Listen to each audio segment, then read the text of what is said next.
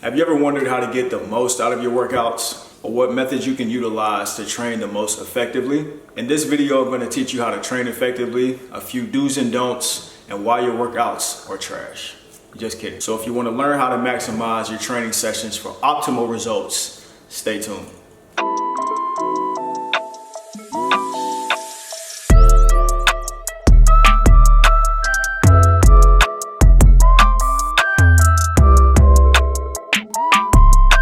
What's going on? It's Lucky, your favorite fitness coach, and today we're going to be talking about workouts. If you're new to the channel, welcome. To all my returning followers and viewers, I appreciate the love wholeheartedly, and thank you for continuing to support the channel with your likes, comments, and subscribes, and just giving my channel purpose by giving value to you guys. So let's talk about workouts. What makes them effective, a couple do's and don'ts, and we're going to go over everything in between. So if you guys are ready, let's get into it. So there's going to be a few factors that make workouts effective, but the main two are going to be frequency, which is how often you train, and then the intensity level at which you train. So if you have both of these things locked in with your workouts are always going to be effective. So remember these two things: frequency and intensity. So let's talk about frequency first. Frequency is just the amount of times that you work out or do your weight training, whatever type of exercise per week. So think about it on a weekly basis. If you train twice a week, you're gonna have less effective results if you have trained 3 or 4 or 5 times per week. So always take this into account. The more of it that you do, the better it works, right? That's how it works with exercise. That's how it works with working out. So if you're experiencing not getting the best results and you're working out twice a week, I would highly suggest you bump it up, but just do it in small increments. If you're at a 2-day-a-week workout regimen, just bump it up to 3. Do that for maybe like 1 to 2 weeks, and then increase it another session. Which brings us to the second thing, intensity. Now, if you are working out very frequently and you're not seeing great results, it's because your workouts aren't intense enough for your body, all right? I have this philosophy. I tell my clients, I say, if you ain't dying, you ain't trying. Now, that doesn't mean try to actually kill yourself with the workouts, but you have to feel like your body can't keep up a little bit because that's what signals your body to adapt. If your body has nothing to adapt to, then it's not gonna change. So you have to have that intensity level in order for your body to say, hey man, I need to get stronger, or I need to make some type of change, or we need to make some type of change because this makes me feel like I'm gonna die. The body's only one job is to keep you alive. So that's what causes the adaptation. That's what causes the changes, all right? So how can you judge if your workouts are intense enough? I'm glad that you asked. What I do is there's 2 different methods that you can utilize. Very simple, very effective, very easy to implement. The first one is the intensity level scale. So say you're doing an exercise, you finish it, and then you re-rack the weight. Now, question yourself, on a scale from 1 to 10, how intense was that set? And you have to be completely honest with yourself. If you were at a 4 or a 5, that means you need to take it up a little bit more. And when I say take it up, I would say add a little bit more weight in terms of small increments, like do it a little bit at a time. So say if you're bench pressing, you got 45s on each side. If you take it up, your intensity level is at a 4 or 5, just take it up 5 pounds on each side, all right? Or 10 pounds on each side. I would start with 5 first, so you don't kill yourself. And then retry it again. This is how I calibrate with my clients. Every time I get a new client, in-person client, I always calibrate and see where the fitness level currently is at. Then once I do that, making sure that their intensity level is at about a 7 or 8. You don't want to go to 9, 10 unless you're like maybe trying to do your 1 rep maximum. That'll be a little bit different. But regular working sets, you want to keep your intensity level to a 7 or 8. Anything below that, your workout is not going to be effective and you're not going to get the results that you want. Most people that actually train by themselves without a coach, just typical everyday people, are not challenging themselves. You watching this video, when you do your workouts, if you work out right now, I guarantee probably about 80% of you are not actually challenging yourself to the point where you're at a 7 or 8 intensity level. A lot of times we just go in and we just go through the motion. We're there, we're working out, it feels good, but we're not really challenging ourselves because sometimes that feels uncomfortable. So I understand that, but that's the whole reason and purpose why you're in the gym. You are in the gym to get better. So you should do the workouts that are going to make you better. It just doesn't make sense for you to be in a place for multiple hours a week and not get the results that you want. You know, it's like you being on a treadmill. You're trying to actually get to a destination, but you're not going anywhere. But you're like, all right, cool. Well, I ran, so I guess it's cool.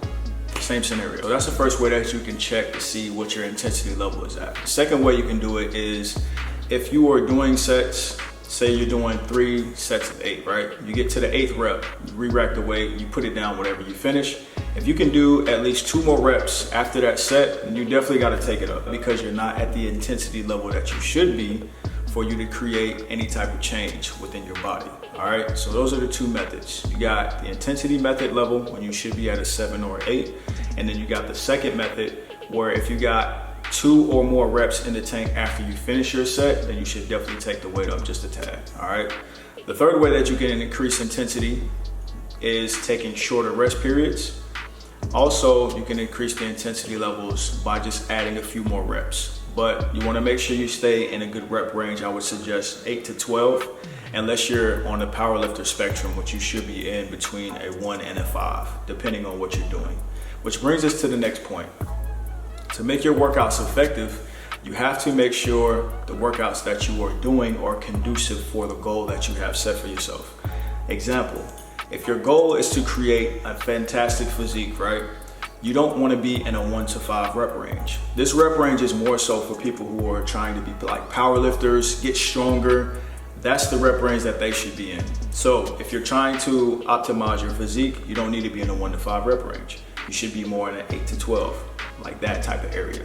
Also, and then say for instance, if you're an athlete and you do a lot of explosive movements, you want to incorporate that into your workouts because it's going to make you a better athlete. So make sure that the workouts that you're doing are conducive to the goal that you have set for yourself. If you want to become a better athlete, do athletic workouts. If you want to become stronger, do workouts that are going to get you to be a stronger individual. If you want to look good, do workouts that are going to make you look good.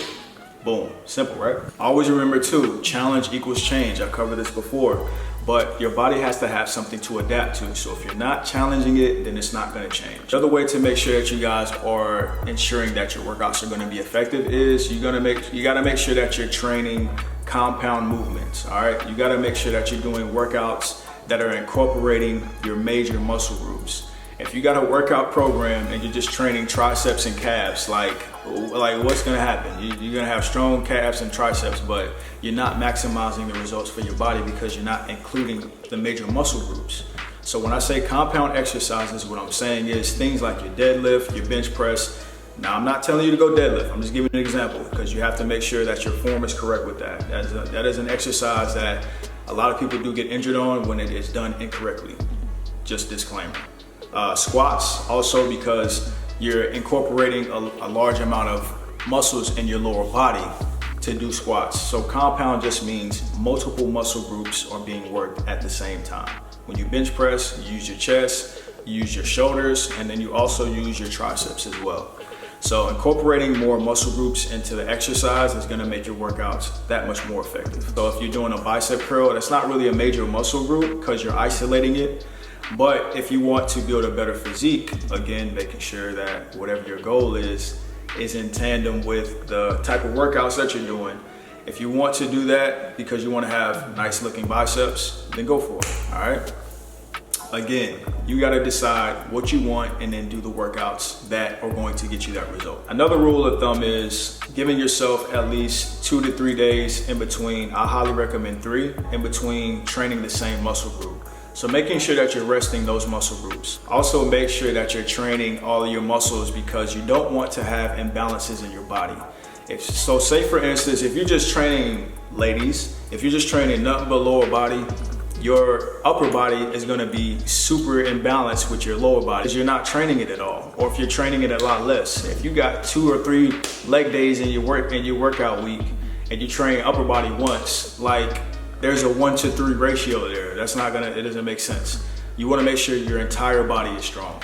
All right, work out your entire body. All right, for the 2 women who are watching this video. All right, let's recap. The more you do, the more you get out of it. All right, use the 1 to 10 scale method to figure out if your workouts are intense enough, or you can also do the 2-rep method as well. 3, challenge equals change. If you are not challenging yourself, your body is not going to change. Always make sure you're training the major muscle groups because you get the most out of the exercises. Also make sure that you're doing the right workouts for whatever your goal is. Make sure that you are working all of your muscle groups out so you're not creating imbalances within your body. That's today's video. If you guys liked it and got any value from it, hit the like button. If you are new here, subscribe to the channel. There are going to be new videos dropping every single Saturday at 9 a.m. Sometimes I drop more. I drop shorts almost every day, so you always get something from me. You're not going to get away from Big Lucky. He's here, and he's here to stay. All right? If you like the video, like the video. Shout out to everybody watching this. Peace and blessings be upon you. Hope you have a fantastic day. And continue to grow and continue to learn. And make sure you apply the things in this video. And if you have comments, feel free to put them down below. I do respond to you guys. I like having those conversations. If you got questions for me, feel free to ask those too as well. All right? And always remember, small changes equal big results. Peace.